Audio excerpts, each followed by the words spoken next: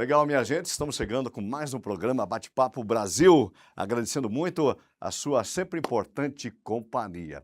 Nesse primeiro bloco do programa, nós vamos falar sobre empreendedorismo. O brasileiro já é um empreendedor nato. Isso me lembra desde a minha tia Emília, falecida tia Emília, que chegava lá em casa com 2 sacolas gigantes de Avon. Ai, dona Aracema, tô com dor nos quartos, né? Então eu falo isso para mostrar para você de casa que realmente o brasileiro é empreendedor. Mas aí vem a pergunta: por que que tantas empresas abrem e não duram um ano e lá na frente quebram? Será que é só vender? Como é que está o seu fluxo de caixa? O que está acontecendo? Bom, para falar desse tema, eu estou trazendo aqui no programa de hoje o Marcos Cury. Ele é mentor de negócios, ele ajuda empresários a crescerem, né? A solidificar as suas empresas. Então, preste atenção, bate-papo muito bacana. Marcos, vem pra cá. Pé vermelho, né, Marcos? Nossa, pé vermelho, Da onde? cara, lá de Da onde você é? Iretama, lá Iretama. do Onde é que interior fica do Iretama? Paraná. Onde é que fica Iretama? Perto de Campo Mourão, perto ali de Pitanga, que é uma região central ali, Ah. sabe? Então, meu pai mexia com imóveis, mexia com terreno, era corretor de imóveis, uma Olha, que profissão bacana, muito hein? legal. Bacana. Né? Medir terreno não é fácil, viu? Mas, inclusive, na época, os terrenos eram de 400 metros quadrados. Um lote de uma casa era de 400 metros quadrados, né? Hoje está 200, metade, né? Era de 400 a 600 metros quadrados um lote para você Olha construir só. uma casa. Como era Bacana. diferente. Marcos, eu abri o programa dizendo para o pessoal que está nos acompanhando que o brasileiro é um empreendedor nato. Está no nosso DNA Sim. Saber criar alguma coisa, não é verdade? Sim, nós temos um índice, na realidade. O Ah. brasileiro, 20% dos brasileiros, eles querem empreender. Ok. Tá? Então, tem várias origens do empreendedor, né? Tem uma origem do desemprego. Tá? Tem uma origem, a pessoa está desempregada, fora do seu tempo, muitas vezes, de vida, né? No sentido de muito velho, muito novo, né? Enfim, a pessoa vai perdendo um pouco esse valor que o mercado muitas vezes dá. Não é preconceito, sabe? É uma realidade, né? É E a necessidade. é necessidade, empreende por necessidade. Então, esse é um motivo. Outro motivo, muitas vezes, um empreendedor nato, ele gosta, ele quer empreender. Eu já vi muitas pessoas assim, sabe? Elas já de 10, 12 anos, 15 anos, tá vendendo na escola. Esse é um empreendedor nato, né? Quer ter liberdade de Quer ter horário. liberdade, exatamente. Mas também tem aquele empreendedor que é o herdeiro, né? Ou sucessor. Inclusive, eu já falei sobre isso. A questão de herdeiro, sucessor, tem uma diferença muito grande. Digamos, um risco muito alto também, né? Você tocou num assunto interessante. Tem algumas empresas lá que há muitos anos o fundador criou com muito esforço e, de repente, quando ele passa o legado para os seus filhos, como diria a minha avó, o bolo acaba batumando. Batumando, exatamente. Então, a diferença entre herdeiro e sucessor, né? O sucessor é quando você coloca com intenção, né, o teu filho dentro... Herdeiro ele já é. Dentro da empresa e coloca ele em situações de aprendizagem, né? Ele já vem aprendendo. Já vem aprendendo. Eu vou citar um exemplo aqui, inclusive conhecido meu, o dono ali do Vinho Campo Largo. Conhece o Vinho Campo Largo? Sim. O Jorge, né? Jorge, posso falar dele porque ele é meu amigo, né? O pai dele colocou ele com 14 anos na empresa e ele carregava caixa na empresa. Vamos convidar o Jorge. Ô, Jorge! O Zé Lourenço, eu vou convidar ele. Venha aqui nos dar uma entrevista, contar um pouco da história da empresa. Vai ser uma benção, vai ser muito bom. Que bacana. O Cury, me diga uma coisa, por que o varejo, muitas empresas do varejo não chegam a um ano de vida? Olha, porque o sonho, né? A ideia sempre é um sonho, um ideal. Então você tem digamos assim, uma ideia de um negócio e a partir daquele negócio você entra numa situação em que você busca confirmação, né? Você não busca o contraponto. Então você sonha aquele negócio, vai dar certo, vai dar certo, vai dar certo, e no fim é um sonho, que não foi validado, né?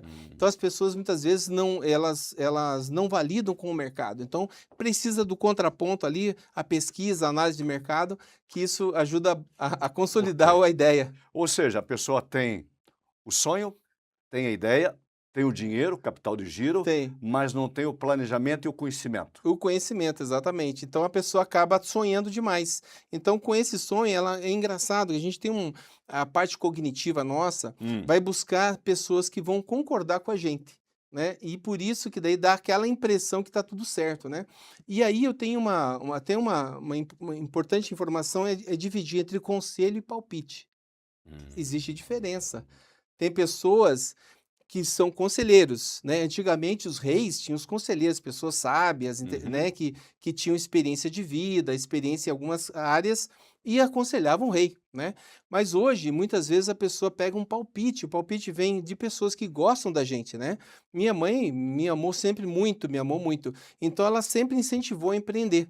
Só que acontece, como ela não tem experiência de empreendedora, ela sempre foi dona de casa, humilde dona de casa, então ela não tinha condição de fazer um conselho. Um palpite dela é muito bom, né, um incentivo dela, Aham. mas não era um conselho de alguém experiente. Por isso que a pessoa que vai empreender hoje, ela precisa buscar conselheiros. Olha só, escutando a tua fala, me vem uma pergunta à mente.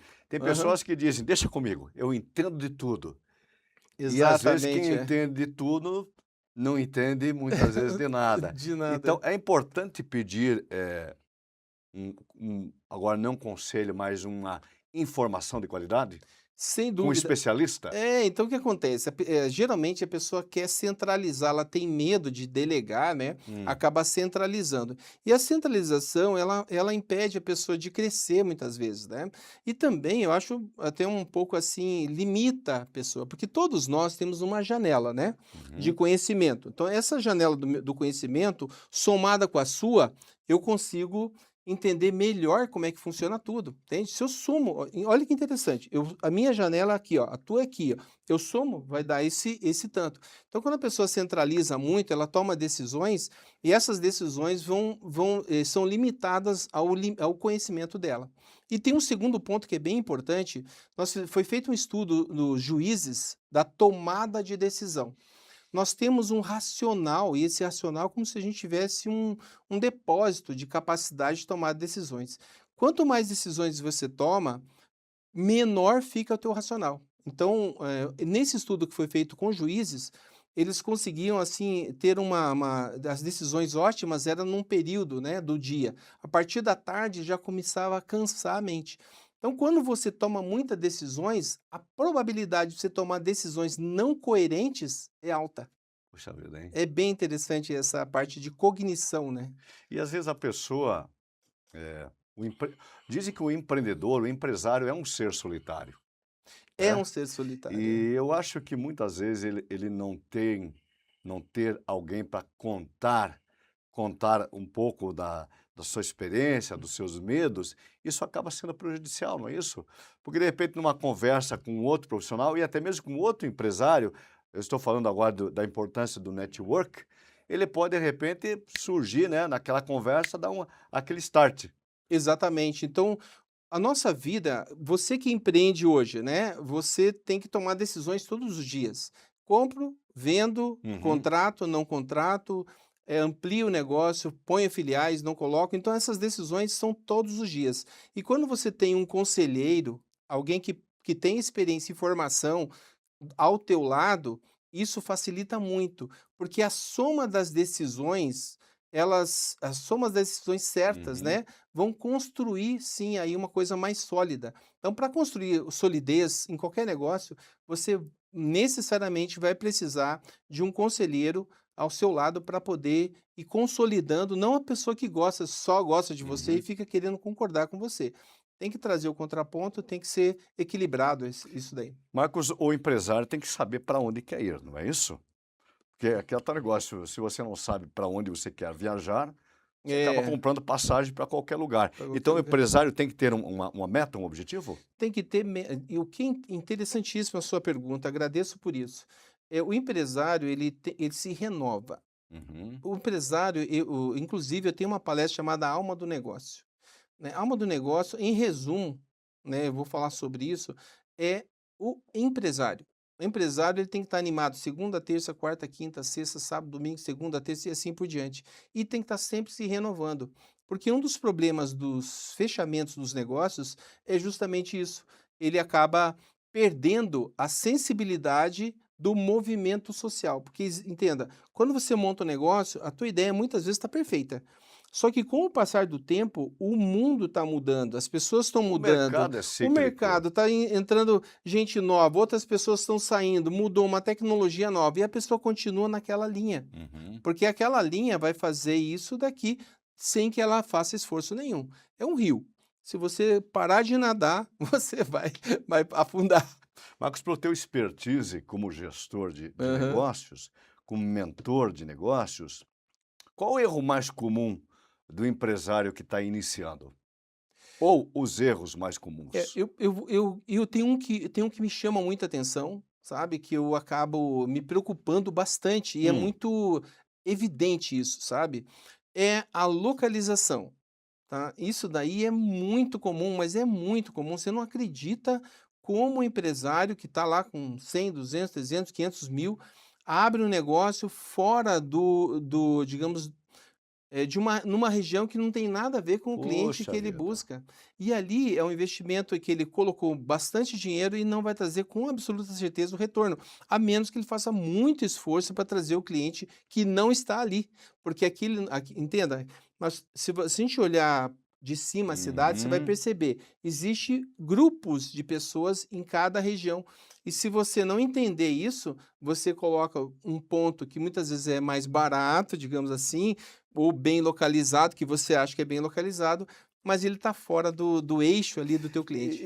é uma pena, porque você passa muitas vezes perto do empreendimento, é muito bonito, a pessoa investiu um valor grande ali Grande, é. e tá ali, você entra lá, o empresário ali rezando para que uma alma entre ali na Entre, empresa. Ele não exato. soube estudar o que é a persona, o Olha, seu público. o que acontece é que o empresário hoje, ele precisa ser uma pessoa de autodidata.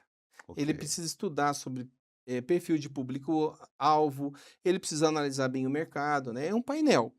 Então, nesse Uhum. painel, existem vários fatores que vão levar ao sucesso do negócio. O principal deles é a capacidade dele de percepção das mudanças e ajustes no sentido do seu planejamento. Normalmente, eu estou falando do empresário que quer abrir seu próprio negócio. É lógico que tem outros níveis, né, de empreendedores que já fazem um planejamento mais ampliado, né, que Uhum. contratam pessoas como eu, que vão auxiliar ele, que estão do lado dele ali, que vão com certeza, assim, a rapidez do resultado é muito maior. Então, quando você tem uma pessoa, um consultor como eu ao seu lado, normalmente o teu sucesso é muito mais rápido, porque eu trago conhecimento, trago experiência de vida e de experiência de atendimento também, então a coisa anda bastante rápido. Você falou algo muito importante, é que o mercado está em constante evolução. Sem Sempre dúvida, está mudando. sempre está As mudando. pessoas estão mudando, os pensamentos mudam, os gostos Sim, mudam, a internet muda. Aí, de repente, tem aquele empresário que está, digamos assim, satisfeito com o seu negócio, com o seu sim. ponto comercial bem estabelecido. Ele tem que ficar atento a essas mudanças. Aí vem a pergunta: o ponto comercial pode vir a quebrar, queimar aquele ponto? Sim, sem dúvida. O que acontece, existe, lógico, segmentações que elas, são sólidas, né. Hum, A gente pode citar um exemplo do festival. O festival ele se consolidou num posicionamento, e aquele posicionamento eu não entendo ainda e não consigo entender outros concorrentes que tragam o que a gente chama de sortimento. O uhum. sortimento deles é um sortimento, assim, que atrai um grupo de pessoas, um nicho. Foi muito bem elaborado, então de parabéns com isso, né. No entanto, se não é uma empresa que tem esse entendimento, e as mudanças aí nós temos, não sei se você vai lembrar do Lembrasul, lembra Lembrasul, Lembrasul Supermercados? Zenf Supermercados, Senf e tudo mais. Mercadorama, Então e então aí vai, Hermes aí vai Macedo, Arapuã, Arapuã, mas teve Mesbla, mesma, né. Mas então o que acontece? O Casa Fiesta, por Casa exemplo. Fiesta, Casa ok. Fiesta, digamos assim, era um case, foi um case, Foi um né. case, Justamente tiveram o seu ápice e saíram do mercado. Mas o que aconteceu? A falta de capacidade de renovação. Nós Uhum. precisamos estar renovados, a gente, né, nós com o cabelinho branco aqui, nós estamos renovando, por que que essa piazada não pode estar se renovando todo dia? Incrível, né? E não é por falta de informação que hoje a internet te proporciona aí um arcabouço Sem dúvida. gigantesco de pesquisa de mercado. Além das Sim, muitas ferramentas de diagnóstico, isso, aham. incríveis, né? Incrível. Mas eu acho que o empresário tem que ter o querer, né? Isso. Aquele querer se atualizar sempre. O grande, assim, desafio é quando você vai empreender, você tem que gostar do que você faz, Hum, né. Você vai empreender, você vai passar quantas horas trabalhando? 10, 12 horas, final de semana, você vai pensar no negócio domingo. "Ah, não, vamos passear", "Vamos", mas está lá no celular pensando: "O que que eu vou fazer?". Então isso é bem importante. Quando você gosta do que você faz, naturalmente isso vai acontecer. Um dos outros hum, problemas de quebra dos negócios é justamente por causa disso. A pessoa empreende para ganhar dinheiro, e ganhar dinheiro é efêmero. Por quê? Quando você chega numa certa dificuldade, você já não quer mais. "Não, espera aí, não era bem isso que eu queria". A dificuldade, que é uma escada, que você tem que superar a dificuldade, a vida é uma escada. é, A gente está indo aqui, daqui a pouco vem a dificuldade. Dificuldade serve para quê? Para a gente evoluir. Mas perfeito. quando a pessoa só pensa no dinheiro, essa dificuldade vai ser uma barreira, não vai ser uma escada. Falando ainda sobre ponto de venda, Marcos, Aham. má gestão de estoque e não olhar com carinho o mix de produtos que você tem na prateleira, repor com constância, pode vir a queimar o seu cliente? Sem Se dúvida. queimar com a clientela? É, esse é bem importante, nossa, esse ponto é chave. Eu já vi como tem muita experiência de comércio de varejo, né, já atendi Uhum. muitas empresas, tudo mais. E eu vi em algumas casos, as pessoas fazendo promoção de produtos que já, digamos, não se vende mais, já não Obsoleto. obsoleto. Aí você faz uma promoção de um produto obsoleto, você vai atrair quem? A promoção, né, ela deve Hum, sempre trazer em cima de um produto bom que as pessoas desejam comprar, né. E o segundo ponto que você falou muito bem, a questão do estoque. O estoque é, digamos assim, é como se fosse você congelou seu capital de giro. Você, digamos assim, você congelou, ele está parado ali, né. uhum. E é um perigo enorme, porque para você desovar e trazer capital de giro novo, muitas vezes você vai baixar o preço. Mas você vai baixar o preço, dependendo do preço que você baixar, você vai vender abaixo do custo, aí vai dar prejuízo. Então é uma continha, essa é uma conta, essa é Perfeito. uma história aí longa aí para poder Bom, conversar. o nosso bate-papo poderia se estender aqui durante Sim, muito claro. tempo, Aham. mas eu vou fazer uma última pergunta aqui. Quero que você me fale rapidamente sobre marketing, a importância do marketing, que tipo de marketing, preço e o quanto o preço é importante para o negócio. Só Sem trabalhar dúvida. o preço. Exatamente. Olha só, o preço, eu estou falando, se a gente falar de comércio, o preço, se você bater só em preço, você vai concorrer com o pessoal do marketing digital, Ok. das lojas, virtuais. Então é perigo, totalmente perigoso. Hoje nós falamos de relacionamento, tem que ter relacionamento com o seu cliente, a experiência de compra, a simpatia, o teu sortimento, a tua orientação. Eu vou citar um exemplo, eu fui comprar uma camisa esses dias, e o atendente falou: "Tá, você quer uma camisa para quê?", né, "Ah, quero uma camisa para um evento". Uhum. Falou assim: "Mas é à noite ou é de dia?". Falei: "É à noite". "Você vai usar terno completo ou você vai esporte fino?". Falei: "Vou de esporte fino". Ele me entregou exatamente o que eu precisava.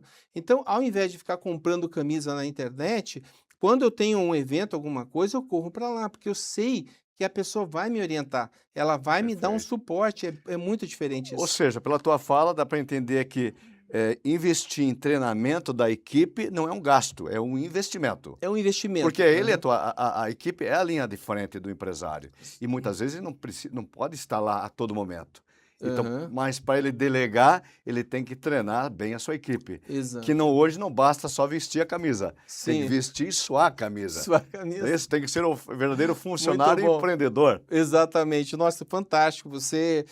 Tuas palavras são maravilhosas nesse sentido, sabe? O empreendedor hoje, o empresário, ele precisa de colaboradores que falem a mesma língua. E para falar a mesma língua, Hum, é convivência, é vivência. Eu preciso conviver com o meu colaborador, eu preciso entender ele, preciso chamar ele para mim, entende? Isso é bem importante, além do treinamento, porque ele vai entender a filosofia da sua empresa, como que você gostaria que ele atuasse, porque a liderança é isso. A liderança é isso. O que tiver abaixo de mim, ele vai se comportar praticamente como eu.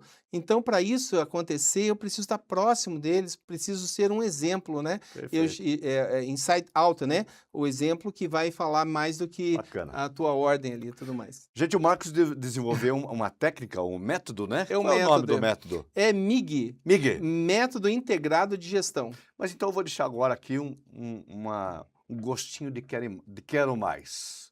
Prometo convidar o Marcos para um outro programa, para ele vir nos explicar o que é esse método. Qual o objetivo do método? Só para a gente concluir. O método é para integrar todas as áreas da empresa e fazer com que a empresa funcione como se fosse uma banda tocando todos os instrumentos juntos. Porque, veja Ok. bem, o marketing tem que falar com finanças, tem que falar com vendas, tem que falar com estratégia, tem que falar com gestão de pessoas. Sem essas conexões, a empresa ela fica, digamos... É aquele motorzinho afinado. Motorzinho, tem que afinar o motor. Perfeito.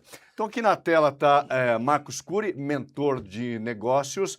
Caso você queira conversar com o Marcos, conhecer sobre esse método MIG. Isso, É isso, Marcos? Isso mesmo. Está aqui na tela Marcos Cury. Entra Perfeito. lá, conversa, Marcos, como é que esse método vai ajudar a minha empresa a sair A saída do buraco. Do buraco, alcançar Tá bom? novos níveis. Marcos, Tá bom. muito obrigado. Eu agradeço Volte mais muito. vezes. Obrigado. Bacana. Agradeço. Muito bem, gente.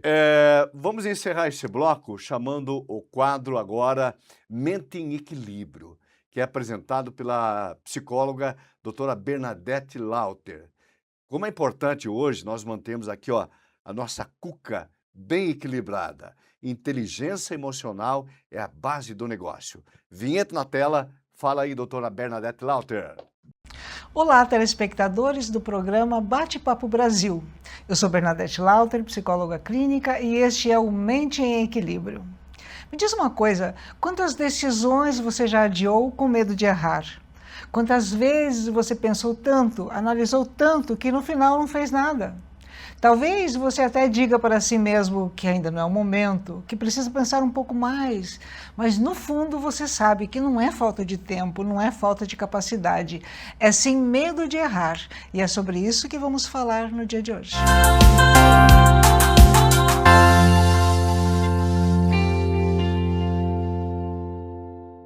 Esse medo, ele não aparece de forma óbvia, ele é muito sutil.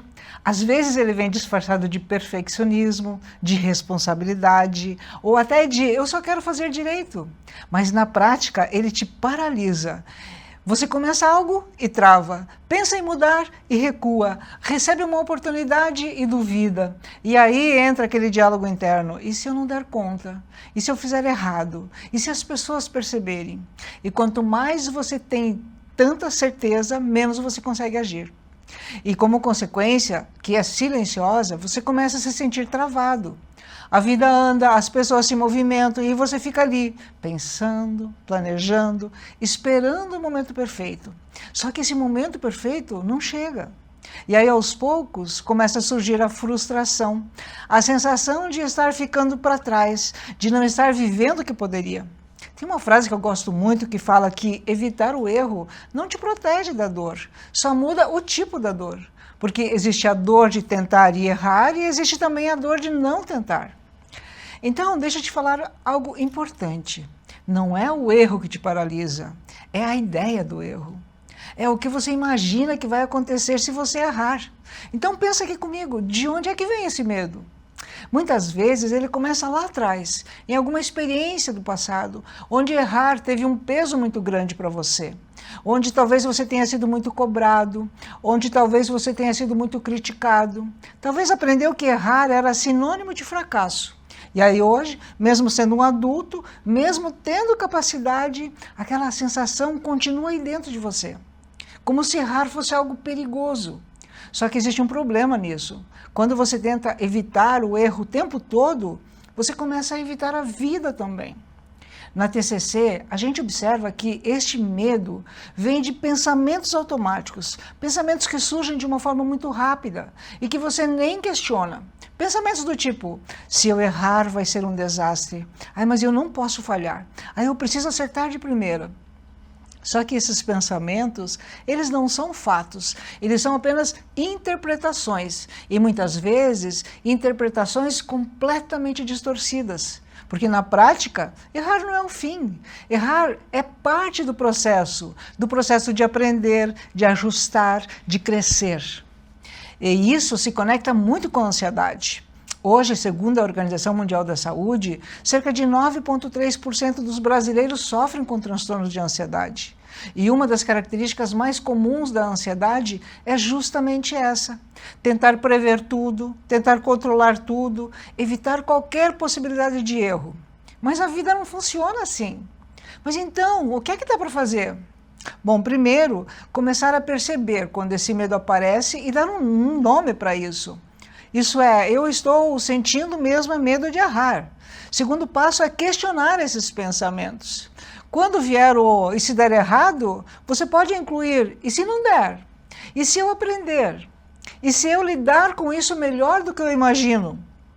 Terceiro ponto, diminuir a exigência de perfeição. Você não precisa acertar tudo, você precisa se movimentar. E talvez o mais importante, se permitir errar de forma consciente. Errar não te diminui, mas deixar de viver, isso sim, isso pode te limitar profundamente. E se você se identificou com isso, talvez não seja a hora não seja falta de capacidade, talvez seja excesso de medo. E o que você precisa não é esperar segurança total. O que você precisa é começar mesmo com insegurança, porque é no movimento que a confiança se constrói. E quando a nossa mente encontra equilíbrio, a vida encontra direção. Se ficou alguma dúvida, mande uma mensagem para o nosso Instagram que está aqui na tela. Eu espero você na próxima semana.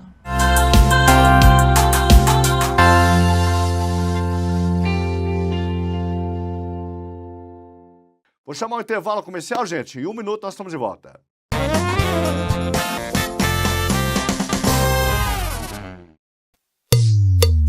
Eu já estava quase escurecendo o meu cabelo. Olha isso aqui! Mas aí eu descobri o desamarelador Beauty Color.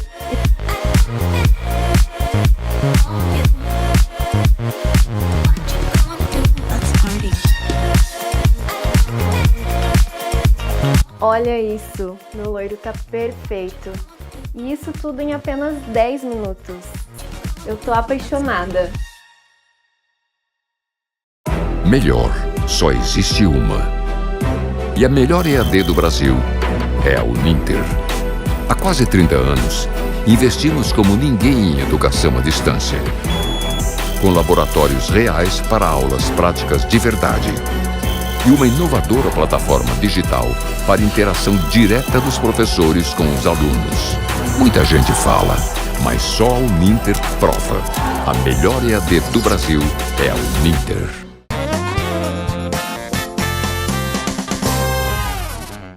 Legal, gente, estamos de volta e agora eu converso com o Dr. Jefferson Nascimento da Silva, esse grande profissional. Dr. Jefferson, que é médico, já te chamo de médico, viu? Já quase fiz medicina. Quase medicina. Quase. O Dr. Jefferson é advogado criminalista. Doutor, seja bem-vindo. Como é que começou a sua paixão pelo direito penal? Primeiramente, obrigado pelo convite, Mário. Uma honra estar aqui com você e sua audiência. O direito penal ele surgiu de acordo eu fui desenvolvendo a faculdade.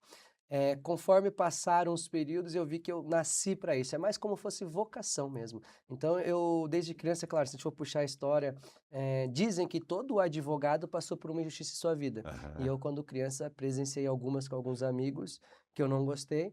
E tem outro lado que meu primo era delegado, então meio que eu já fui para esse lado. Então, quando eu entrei na faculdade, consegui uma bolsa, comecei a estudar, fiz estágio em todas as áreas do direito, até direito aduaneiro, e percebi que o meu negócio era defender, por causa mais de uma questão bíblica que eu trago comigo. Eu trago comigo, Mário, uma mensagem que é assim, ó, julgamentos justos salvam vidas. E aí eu trago como exemplo o julgamento mais famoso da história, que é o julgamento de Jesus Cristo. Longe de falar da religião, não estou falando sobre o propósito dele, de acreditar na fé que ele veio para purificar os nossos pecados, mas sim dos ensinamentos. Vejam, os fariseus esperavam Jesus como um salvador que viesse causar guerras, mas ele veio ao contrário disso com amor. ensinar paixão. O que aconteceu? Os fariseus os crucificaram.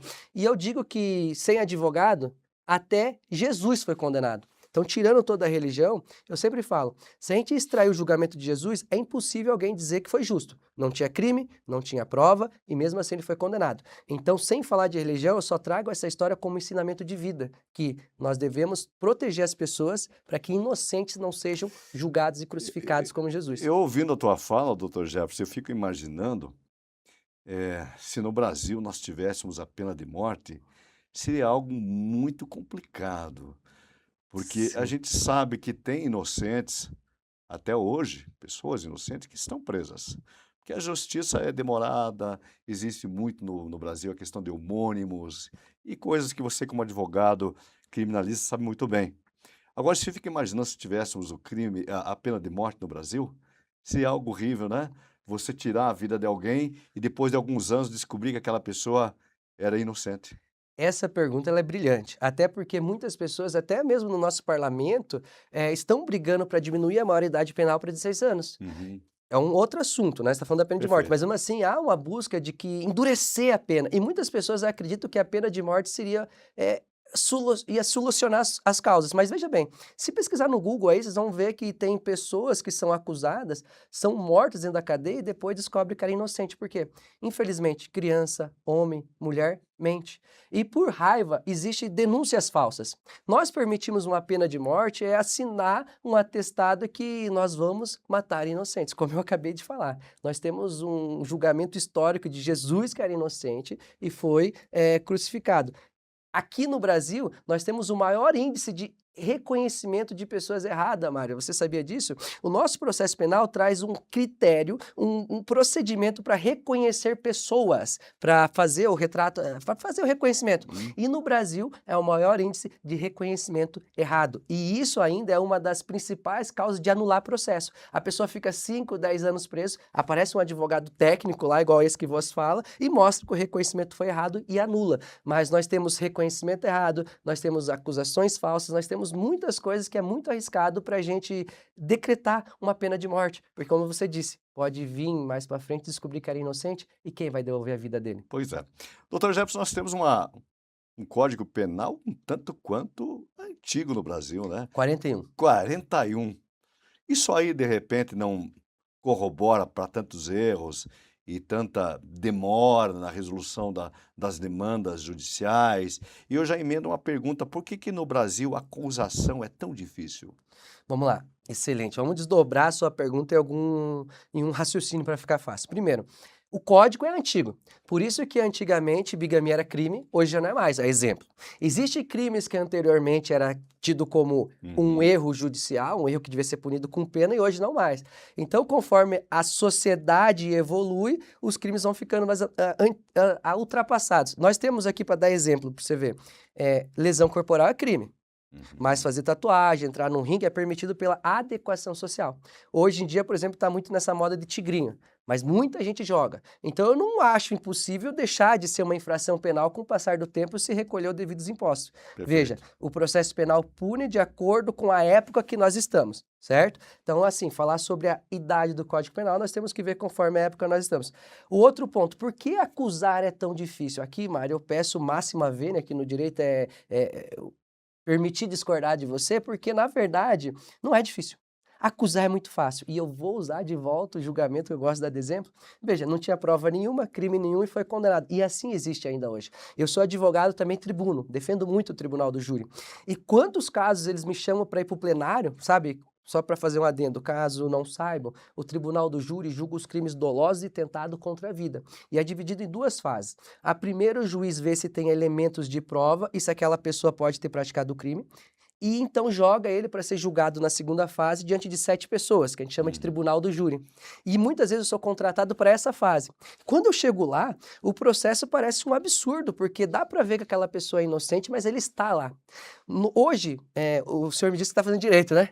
Essa tua audiência sabe, mas esse homem aqui logo vai ser um grande advogado também, se ele assim quiser. Mas lá você aprende que existe o princípio do indúbio pro réu. Aí, ó. Na dúvida, absolve-se o réu. Na dúvida, em favor do réu. Réu. Ou seja, se tem qualquer coisa que acontece, você tem que julgar em favor do réu, porque o Estado ele é gigantesco. Ele consegue produzir provas contra você que é sozinho, seu advogado. Então, se ele não consegue provar a sua culpa sem nenhuma dúvida, tem que absolver. Mas o que impera hoje é indúbio pau no réu. Na dúvida, condena. Então não é difícil acusar. Hoje em dia você só precisa de uma narrativa bonita e você dizer que está defendendo a sociedade de um faccionado, de um traficante, não precisa nem provar, mas aquele bom discurso convence, como aconteceu, que eu sempre vou usar lá atrás. Mas, doutor Jefferson, de repente a mídia, até mesmo o pensamento público, o olhar do público para aquele fato que realmente mexe com a sociedade, isso não leva o júri a acelerar uma condenação? E eu até vou um pouco mais longe, lá no início, quando se está montando o inquérito lá nas delegacias, isso não leva a comoção popular, dependendo do tipo do crime, não leva a um acelerar do inquérito até entregar para o promotor público? Excelente pergunta. Essa é uma das melhores perguntas que eu já ouvi. Caso não, né, para traduzir aqui, o inquérito policial é quando inicia um processo. O delegado colhe provas, leva o promotor denunciar ou não alguém. E sim, a mídia é o quarto poder que destrói reputação. É muito fácil a gente ver na TV alguém sendo acusado e falar ele é culpado só por passar na TV. Então a mídia hoje ela é um poder que condena e não é que ela acelera, é que ela simplesmente faz com que a pressão popular faça com que a maioria dos juízes não tenham coragem de ser imparciais, porque, se eu absolver esse cara, olha o que a mídia está dizendo. Nós temos agora o caso do Jairo, né, que é conhecido como Jairinho, do Henri Borel, que agora, dia 23 agora, foi adiado o julgamento, porque a mídia também está trabalhando bastante ali. Veja como é complicado, um processo que tinha que ser sigiloso, mal acontece alguma coisa, já está na mídia. E aí que eu falo, os juízes têm que ser muito imparcial e preparado, porque a pressão social que eles trazem, não é que eles aceleram, mas eles adiantam com certeza uma condenação. É praticamente impossível você absolver alguém que as provas estão passando na TV, porque traz esse lado humano e prejudica o processo. Eu digo que a mídia, ela prejudica no caso da imparcialidade. Ela faz com que o juiz tenha medo, em muitos casos, não são todos, mas a grande maioria, de dar uma decisão que ele daria se fosse um processo escondido. Perfeito. Doutor Jefferson, tem um dado aqui, estatístico, sobre a prisão provisória. E ele diz aqui que no Brasil, 34% dos presos estão ainda no provisório. Certo. O que isso mostra? Nós temos hoje, em média, quase 1 milhão de presos no nosso país. Salvo engano, está entre os 4 maiores massas carcerárias do mundo. Ou seja, nós prendemos muito, mas prendemos mal também. O que isso quer dizer? No nosso direito, Mário, você viu que nós temos a presunção de inocência também. Que você só vai ser considerado culpado depois que transitar em julgado. Está lá no Código de Processo Penal, no artigo 283. Que esse artigo foi utilizado para soltar o ex-atual, então, o presidente Lula. Que ele foi preso, condenado, mas depois o STF aplicou o entendimento que eu entendo válido, que mesmo com ele condenado em segunda instância, tinha o direito de responder o processo em liberdade. Isso quer dizer, você só pode ser preso depois que não couber mais recurso contra uma sentença que te condena. Por quê? Imagina você fica preso 1 ano, vai lá e anula a sentença. Esse 1 ano vai ficar de crédito? Não. Então, para evitar isso, você só pode ser preso após isso. Mas toda regra tem exceção. E aí, quando você comprova que aquela pessoa é uma pessoa talvez mais perigosa, que ela vai voltar a ficar praticando crime, você prende ela provisoriamente antes de ter uma sentença final. Só que olha só, de todo o número de presos, 40% são provisórios, sem sentença. São pessoas que estão lá jogadas sem saber o seu futuro e presos sem saber se aquela sentença é justa ou não. E no meio disso, a gente separa. Ou seja, existe presos e presos no Brasil. E o grande divisor de águas é ali na audiência de custódia? Olha, a audiência de custódia é vista por muitos como, vai ali e solta vagabundo, com todo respeito. Eu não digo que é o divisor de águas, porque assim como eu disse que a mídia atrapalha o processo, a mídia está divulgando tanto isso da audiência de custódia, que os juízes na audiência de custódia não querendo soltar mais. Só que a audiência de custódia, aqui para todo mundo entender, ela serve o seguinte: aconteceu um flagrante, ou alguém foi preso, em 24 horas ela tem que ser apresentada ao juiz, porque quem decide se aquela pessoa tem que ficar presa ou não é um juiz. É um juiz que tem que ver se aquela prisão é legal. se existe um flagrante, se ela realmente pode ser aquela E se pessoa. aquela pessoa oferece risco realmente à sociedade, Exatamente. Então, aquele juiz vai ver se, primeiro, se tem legalidade na prisão, né? Uhum. depois de conferido que tinha flagrante, era uma prisão legal, não é um abuso, se ela precisa ficar presa. E aí ele olha se aquela pessoa oferece perigo ou não. E na audiência de custódia, para evitar o encarceramento em massa, é observado se tem como aquela pessoa responder o processo de liberdade, porque a lei garante que tem que responder. Mas hoje, na prática, 70% das pessoas não saem à audiência de custódia mais. Jeff, nós temos uma sociedade violenta. E é engraçado porque nós temos, engraçado não, é curioso, porque nós temos leis que poderiam ser exemplos, né? As leis são mal aplicadas no Brasil. O que acontece que os índices de violência nunca diminuem? E vamos pegar um recorte, por exemplo, a lei do feminicídio. Tá. Nós temos uma lei específica. Foi Até agora, então, recente. não existia. Nós temos anteriormente a Lei Maria da Penha, que depois temos o feminicídio, e temos uma campanha muito forte na mídia de combate ao feminicídio e à violência contra as mulheres. Por que esses índices nunca diminuem? Vamos lá. Aqui você trouxe o assunto, você me permitir aprofundar. Nós vamos ter 3 situações. Primeiro que você me trouxe, leis mal aplicadas, violência que não diminui e a violência contra a mulher. Certo? São esses 3 pontos. Primeiro, eu não digo que as leis são mal aplicadas, eu acho que elas são mal escritas, então, às vezes a gente é advogado, a gente é visto com preconceito, advogado de bandido, mas veja que eu só peço para aplicar uma lei que não foi eu que escrevi. Presunção de inocência, o devido processo legal, não foi eu que fiz. Eu estou pedindo para quando se for julgar alguém, respeite a lei. Então, às vezes a gente olha o advogado com preconceito, mas não olha que as leis foram escritas por quem vocês votaram. Então, primeiro, eu acredito que muitas leis são feitas por interesses particulares. Eu não gosto dessa pessoa, falou algo de mim que eu não gostei, vamos votar para ser crime. Então, muitas vezes, quem está lá não representa o povo, representa interesses pessoais. Então, muitas leis são mal escritas. Mas depois de escrita, vamos para a parte do aplicar. Eu quero diminuir o índice de violência. O índice de violência ou de crime só vai acabar com educação. Mais uma vez, nós estamos olhando apenas o resultado, só o crime, só o que aconteceu e pensando só em punir. Dentro do direito penal existe a criminologia, que ela estuda o criminoso e as circunstâncias dos fatos que levaram aquele criminoso a praticar aquilo. É isso que o nosso olhar tinha que vir, se tirar da punição, de pena de morte, de aumentar a pena. Opa, o que está acontecendo? E aí nós podemos chegar no feminicídio que, para dar o exemplo que a maioria dos crimes começa em casa. Ok. Falta de educação e de base familiar. Pode pesquisar no Google. 92% dos presos da massa carcerária, da população carcerária, não tiveram a figura do pai em casa. Olha só. Veja que tudo começa de uma família que muitas vezes foi desestruturada. Às vezes a gente olha aquela pessoa fazendo algo e quer punir. Mas o que levou aquilo? Se a gente entende o que levou, a gente consegue evitar outros de verdade. E tudo começa numa família mal estruturada. Numa família mal estruturada, nós vamos ter um pai bêbado, um pai ausente, um pai alcoólatra que bebe, agride seu filho, agride sua mulher. E aí nós vamos para o feminicídio. Que aí eu vejo que é um ponto que é muito distante, porque nós temos que proteger a mulher. Igual nós temos que proteger a criança, igual nós temos que proteger os idosos, igual nós temos que proteger a massa LGBT, mas também os homens. Parece que se você começar a reparar, nós temos tendo pena para tudo. E parece que está sendo assim, ó, matou a mulher, a pena começa em 40. Matou por racismo, a pena é maior. Matou criança, a pena é maior. E matou homem, dá um prêmio. Parece que está ficando perigoso nós termos hétero, e essa fala eu sei que é perigosa para muitos, meu Deus, eu só estou falando o seguinte, artigo 5 da Constituição, todos são iguais perante a lei. A gente pode começar a olhar todos como seres humanos e começar a olhar o que leva ao crime e não quem praticou, entendeu?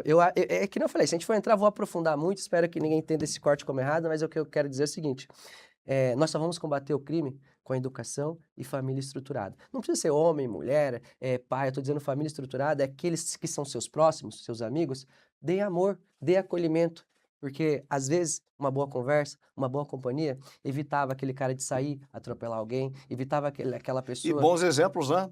Que não adianta nada o pai e a mãe dizer para o filho, ó, não pode beber, não pode fumar... E ficar fumando. E vai lá na janela do banheiro e fuma. Vai lá escondidinho e pega... Então, seja um exemplo. Exato. Gente, eu vou chamar um intervalo comercial, mas eu continuo aqui no próximo bloco, conversando um pouco mais com o Dr. Jefferson, que já vou deixar uma pergunta para você, doutor. Responde depois do intervalo. O pau que bate em Chico... bate em Francisco. Bate em Francisco, doutor? Bate. Vai pensando Bate. aí. Já voltamos em um minuto.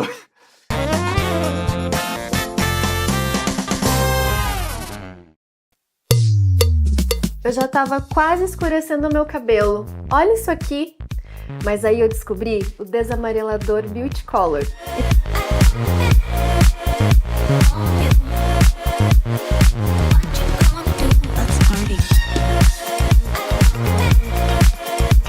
Olha isso! Meu loiro tá perfeito. E isso tudo em apenas 10 minutos. Eu tô apaixonada. Melhor, só existe uma.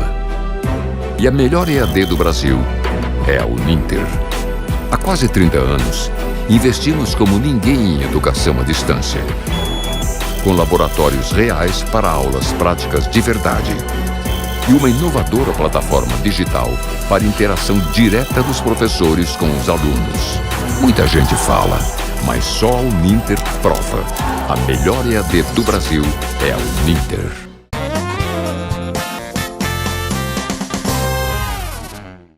Pode vir que nós vamos continuar aqui com o Dr. Jefferson, advogado criminalista. Você está pronto para a pergunta, doutor? Sempre. Bate em Chico e bate em Francisco. O pau é o mesmo ou não? Eu sempre gosto de dizer isso porque, às vezes, olha só, eu vou dar 2 exemplos que aconteceu no ano passado. Estava sendo um rapper Luan, julgado, está sendo ainda, e eles queriam medidas contra ele, que eu sempre falei, se você abre essa porta de legalidade para ele, quanto for contra alguém que você gosta, você vai ter que aceitar também. Por exemplo, soltaram o Lula, como eu disse. Vamos falar de polícia, estou falando de exemplos que são conhecidos. Quando chegou na vez do Bolsonaro, não queriam respeitar os mesmos direitos. Só um exemplo. Então, assim, na lei, se você muda o entendimento para aplicar aquele caso, pode ter certeza que no dia de amanhã pode estar batendo o pau em você também. Então, no direito, a regra é, se o entendimento é um, vai ser para todo mundo. Mas na prática, eu digo assim, mas você já viu aquele ditado? Conveniência. Já viu aquele ditado assim, ó? Aos amigos tudo, aos inimigos a lei? A lei. Infelizmente existe isso. Mas assim, na teoria é isso. Se bateu um, vai ter que bater no outro. Por isso que a gente nunca pode querer que o direito penal seja mais duro só porque a gente não gosta da pessoa. A gente tem que querer algo justo. Então olha isso aqui. Sempre que vocês verem alguém sendo acusado, deseje 2 coisas. Um bom advogado e um processo justo. Só isso. Doutor Jefferson, 2 perguntas. Falhas nos processos no Brasil ainda são muito comuns? Essas falhas são oriundas a muitos processos e poucos magistrados? Qual é o seu pensamento a respeito? Sendo bem sincero, aqui falando como nada técnico, como um ser humano e a minha experiência como advogado. Tudo começa na abordagem. Tudo começa na abordagem. O policial, como, por exemplo, vamos usar o processo de tráfico, que tem bastante. Ele vê alguém na rua e encontra 10 gramas de maconha com uma pessoa e 10 gramas de maconha com a outra. É o policial, no primeiro momento, que diz se é tráfico ou não. Então já começa o juízo de valor ali, certo? E muitas vezes o policial usa o seu tirocínio, que a gente fala que é a sua experiência. E muitas vezes essa experiência vem, com todo respeito, racismo, preconceito. Já não começa tão justo. Vai para a delegacia, o delegado faz toda a investigação. E os casos que eu mais absolvo o tribunal do júri é mostrando que o delegado foi tendencioso, que tinha outras linhas, outras provas que ele ignorou, porque ele não estava indo atrás do culpado. Ele estava indo atrás de provas para condenar que ele acreditava ser o culpado. Ou seja, ele não estava indo atrás de descobrir quem praticou o crime. Ele estava indo atrás de provas para culpar que ele acreditava que era. Aí chegava no júri, aí chega no júri e a gente absolve. Então o que acontece? A maioria dos erros judiciais é porque ainda seres humanos são seres humanos e são tendenciosos dentro do seu inconsciente. E aí o processo vai pegando vícios, que aí quando um bom advogado chega e mostra, ó, tá errado. Pegando um gancho na sua fala, qual a importância, então, de um profissional do direito, um advogado, acompanhar o seu cliente desde o início? Em qualquer demanda. Total. Não só criminal, não civil, todas. Veja bem, a partir do momento que você tem um processo para responder, indubitavelmente, de maneira que você não consegue fugir, existe um procedimento a seguir. E esse procedimento a seguir que vai dizer se você é culpado ou não. Então não adianta, eu sou inocente, eu vou lá e falo só a verdade. Falar a verdade não te absolve, sabe por quê? Lá dentro da cadeia tá cheio de inocente. Então não venha falar que você está querendo que a tua palavra vale alguma coisa, que para o juiz ele vai olhar procedimento. E quem melhor que um advogado, vamos falar de criminal, um advogado especialista para saber qual o procedimento tem que ser seguido desde a delegacia. Exemplo, na delegacia acontece, como eu disse, os reconhecimentos de pessoas. O maior índice de erro. Um advogado lá já começa, não está seguindo o procedimento, acaba. Te evita ficar 3, 4 anos preso para não esperar o julgamento lá no final. Já resolve no começo. Então assim, qualquer processo, coloque um advogado especialista, porque, mais uma vez, sem advogado, até Jesus já foi condenado. Dr. Jefferson Nascimento da Silva, para a gente encerrar nosso bate-papo, que eu prometo e quero trazê-lo mais vezes, eu tô aceito. porque eu acho que informação é poder, né, doutor? Tem. E quantas coisas não poderiam ser evitadas se nós conhecêssemos um tiquinho, né, de nada, dos nossos direitos, que são básicos, né? Está na Constituição. Sim. Vamos voltar ao caso Jairinho para a gente encerrar? Legal. Como é que você vê isso aí? Certo. Quais são as falhas? Agora, mas você disse porque saiu na mídia, que teve um adiamento. Isso, exatamente. Esse adiamento, o que aconteceu? Perfeito. Vamos lá. Aconteceu o crime em março de 2021, salvo o melhor engano, certo? Uhum. Uma criança de 4 anos em Rio Borel foi encontrada morta. Ela entra com vida no apartamento e ela sai já, não parece estar bem debilitada, vai para o hospital, tem o laudo de óbito. É dito depois que no laudo foram constatadas 23 lesões, ou seja, essa criança apanhou. E por isso ela teria vindo a óbito. Se prende o vereador e a mãe dele, a Monique. Acontece então que se colocam os advogados no caso e começam a observar a causa da morte, porque em um processo tem que saber a causa da morte. A defesa da Monique diz que ela não sabia de nada, que nunca presenciou nenhuma agressão, não pode ser acusada. Em resumo é isso, porque o processo de lousa a gente vê o que tem na mídia e dos advogados que eu conheço. A defesa do Jairo, por outro lado, vem e diz que ele nunca causou aquelas lesões, que aquelas lesões seriam os médicos que causaram tentando reanimá-lo. Ao tentar reanimá-lo com uma maneira imprudente ou negligência, mataram aquela criança. Essa tese é muito complexa para se provar. E o processo foi andando, se passaram 5 anos, e dia 23, salvo engano, agora 23 de março era para ser o julgamento, 5 anos depois, a criança morreu com 4. O lapso temporal foi maior que a idade da criança para se ter uma sentença, que você falou um pouco de demora, mas esse processo demandava. E olha o que aconteceu. Foi uma manobra ali, doutor? Não, eu gosto de falar que quem faz manobra é piloto, né? Advogado usa estratégia. Dentro do processo não foi manobra, sabe por quê? Aí que vem. Eu conheço a banca de defesa e eu tive um contato próximo que desde sempre eles colocaram que existia uma prova que para ele era importante. Que quando se apreende um celular, um aparelho eletrônico, eles passam o Celebrite, que é um software israelita que recupera mensagens apagadas. E eles passaram isso no computador, é o que é divulgado, então, até então pela defesa, nesse computador do Leniel. Que Então seria surgiram novas provas. Que seria o pai da criança, porque o Jairo era padrasto. Ah, perfeito. Quem deixou a criança foi o pai, certo?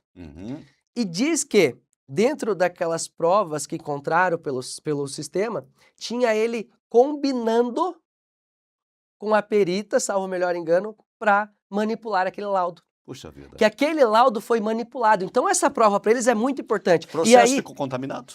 Aí, então, não ainda porque não está contaminado o processo. O processo é quando no procedimento existe um erro que o judiciário fez. Aqui não se contamina o processo porque se parte do ponto que é uma prova que eles querem ter acesso.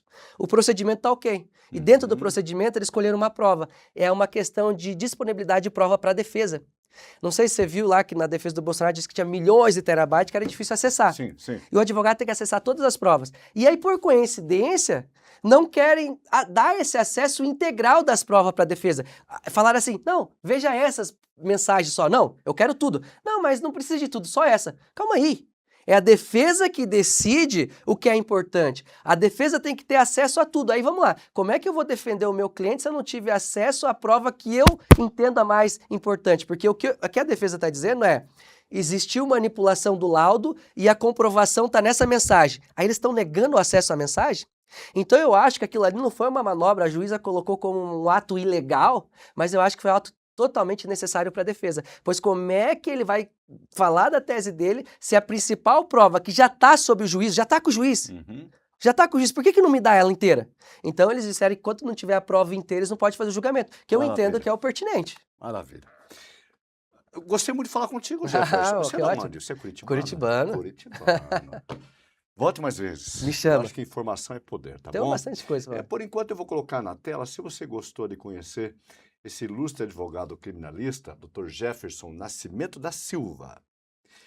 Tá aqui na tela, então, tá como Jeff, é isso? É, Jefé, que é o meu, Jefé, né? meu Instagram. Entra lá no Instagram, segue aí o doutor, né? Faça suas perguntas, tire sua dúvida, porque informação é poder, tá certo? Certo. Volte mais vezes, meu ilustre. Obrigado. Tá viu? bom? Muito obrigado. Prazer conhecer. Vem pra cá, Rodrigo. Vamos encerrar agora esse bloco falando sobre empreendedorismo feminino. É o quadro Mulher de Sucesso, que é apresentado pela empresária e mentora de mulheres, a Vera Adib. Vinheta na tela, Mulher de Sucesso.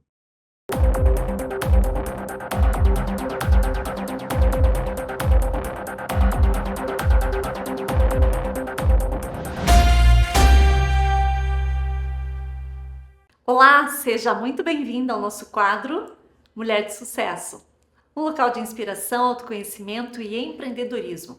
E eu convido você a aprender como ganhar dinheiro com o seu conhecimento. Esse é o nosso tema de hoje.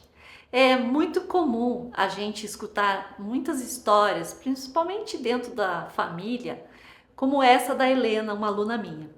A Helena ela é conselheira da família. As amigas pedem orientação para ela. No trabalho, todo mundo pergunta como você faz isso, de tão talentosa que ela é. Mas quando chega a hora de cobrar pelo serviço, ela trava. Ela diz que não precisa pagar nada, que não foi nada, ela não valoriza o talento que ela tem. E muitas mulheres têm conhecimento, têm experiência, têm resultado, mas na hora de monetizar, elas simplesmente não conseguem, elas travam. Talvez isso já tenha acontecido com você.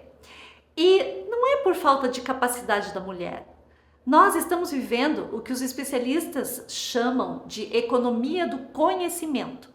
Segundo o Fórum Econômico Mundial, as habilidades cognitivas, socioemocionais e digitais são hoje os ativos mais valorizados no mercado global. Ou seja, conhecimento virou capital, você deve monetizar. Então, por que tantas mulheres continuam escondidas, têm medo de se mostrar, têm medo de levar esse conhecimento para as redes sociais? Existe uma resposta para isso. Muitas mulheres sofrem a síndrome da impostora. Isso acontece quando a mulher é extremamente competente, mas ela duvida da própria capacidade, mesmo tendo sucesso em várias áreas da vida dela. A raiz do problema normalmente é uma combinação de 4 fatores. Primeiro, a falta da mulher se valorizar. Ela não se reconhece como uma pessoa de valor. Segundo, medo do julgamento das outras pessoas sobre a vida dela e o que ela faz. Terceiro, falta de uma estratégia para fazer o negócio acontecer. Quarto, a confusão entre o dom e o negócio, porque uma coisa é você ter dom, a outra é você estruturar esse dom como um serviço e muitas mulheres não sabem fazer isso. Além disso, emocionalmente, como essa mulher se sente? Ela fica insegura para falar o preço, desconfortável ao vender, tem gente que odeia dizer que vai vender, com medo de se expor e ser julgada por isso. Então, normalmente a mulher sabe muito, mas ela age como se ela soubesse pouco e acaba não se valorizando por isso. Sabe aquela pessoa que estudou muito, que trabalha bastante e acaba não percebendo quanto isso tem valor na vida dela? Mas tudo tem uma solução.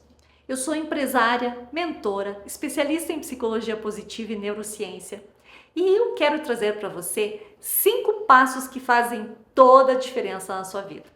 O primeiro, você precisa ter clareza de quem você é e do potencial que você tem. Segundo, você não vende o que você sabe, você vende a transformação que você entrega.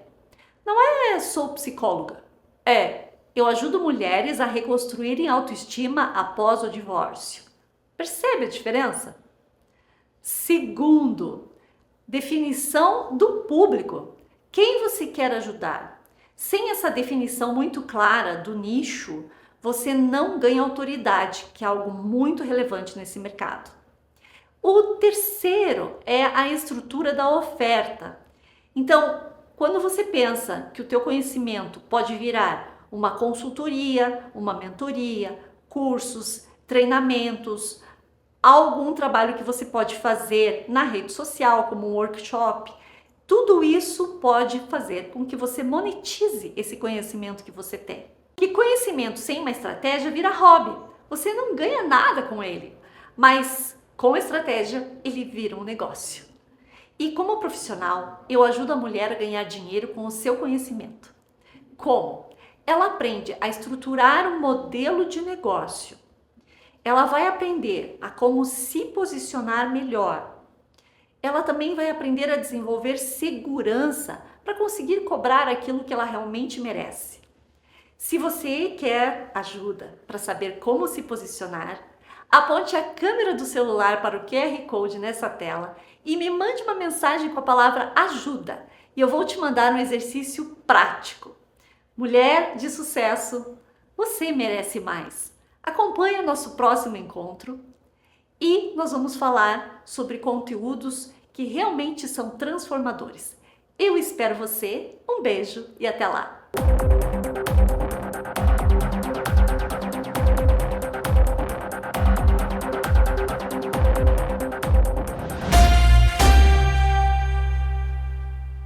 Muito bem, esse aí foi o quadro então da Vera Adib. Um abraço para minha amiga Vera Adib, né? Grande empresária, palestrante, mentora de mulheres, grande profissional. Gente, agora nós vamos acompanhar juntos um outro quadro também muito bacana aqui do nosso programa, que é apresentado pela doutora Andréa Vaz. Doutora Andréa Vaz, que é uma ilustre advogada, e ela vem aí com o quadro Voo das Águias. Acompanhe comigo, vinheta na tela.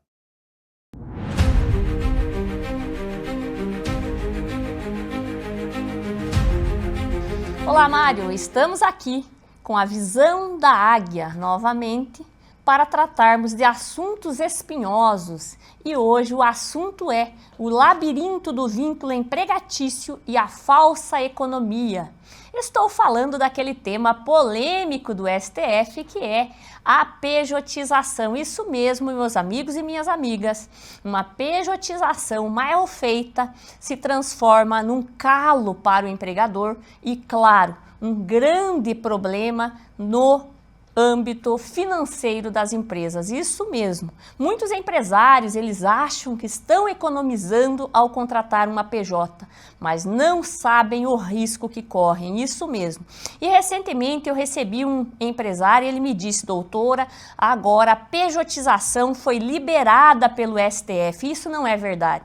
Na verdade, nós temos que cuidar, porque esta é uma economia que às vezes se transforma numa bomba relógio. E hoje eu quero falar com vocês justamente sobre isso. O que aconteceu foi que a Procuradoria-Geral da República se manifestou dizendo que para ser PJ, nós temos que ter elementos de PJ. E o primeiro ponto é contrato escrito entre pessoas jurídicas. Isso mesmo, senhor empresário, senhora empresário. Se você contratou uma pessoa jurídica para prestar determinado serviço dentro da sua empresa, o primeiro elemento é você elaborar um contrato. Claro, ter ajuda especializada de um profissional qualificado para elaborar um contrato de realização de serviços terceirizados, autônomos, enfim. E aí, é justamente isso que eu quero falar com você. Por quê? Muitos empresários, quando chegam ao meu escritório, por exemplo, eles dizem: doutora, ela era PJ, porém não tem o contrato escrito. Veja, se não tem o contrato escrito, 90% de possibilidade nós já temos de reconhecer o vínculo empregatício, isso mesmo. Tanto que agora, em entendimento recente no STF, o STF disse o seguinte: somente continuarão suspensas aqui para o tema, o tema de repercussão geral, os casos judiciais que tenham contrato. Então, muito cuidado com isso. Se você não tem contrato, você já está num grande risco, você já está na ponta do iceberg para cair ao mar e se deparar com grandes riscos aí dentro do seu negócio. O segundo ponto é, doutora, e se desconsiderar que é uma PJ e reconhecer o vínculo, quais são os riscos? Ora, os riscos são todos com base naquele valor mensal que você pagava para a pessoa, você vai pagar férias, 13º, FGTS, 40%, INSS, contribuição social, contribuições previdenciárias, sociais e fiscais. Então, o que era para ser economia se transforma automaticamente num grande vilão dentro da sua empresa. Cuidado! Outra coisa que é muito comum na minha atuação é, ele é PJ, mas ele recebe salário. PJ não recebe salário, PJ recebe honorários, PJ recebe pelo serviço, PJ não faz hora extra, PJ não anota ponto, PJ não tem jornada para cumprir, PJ não tem FGTS nem INSS. Muito cuidado com isso. Então, se ele é PJ, ele tem uma empresa, ele inclusive presta serviços para outras empresas, e isso é extremamente importante que você compreenda. Senão você acredita estar economizando e está colocando a sua empresa num grande risco de uma demanda trabalhista.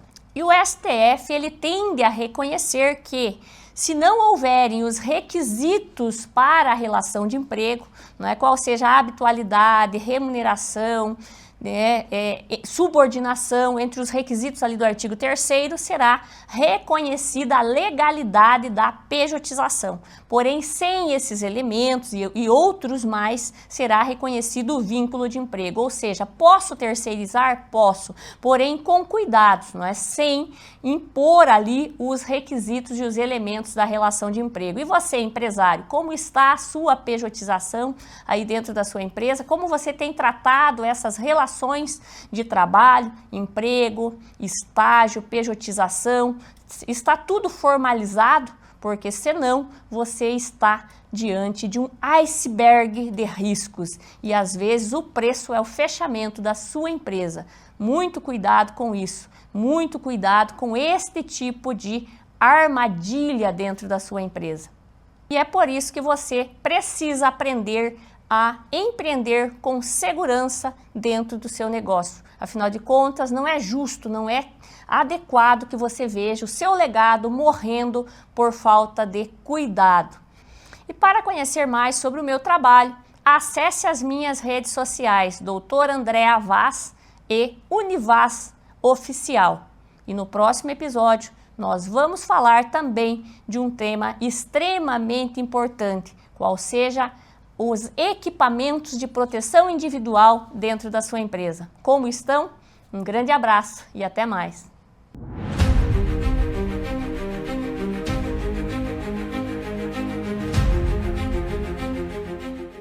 E chegamos ao final de mais um programa Bate-Papo Brasil, agradecendo sempre a sua importante companhia. Minha gente, por hoje é só. Mais uma vez, obrigado a todos e até o próximo programa. Tchau, tchau!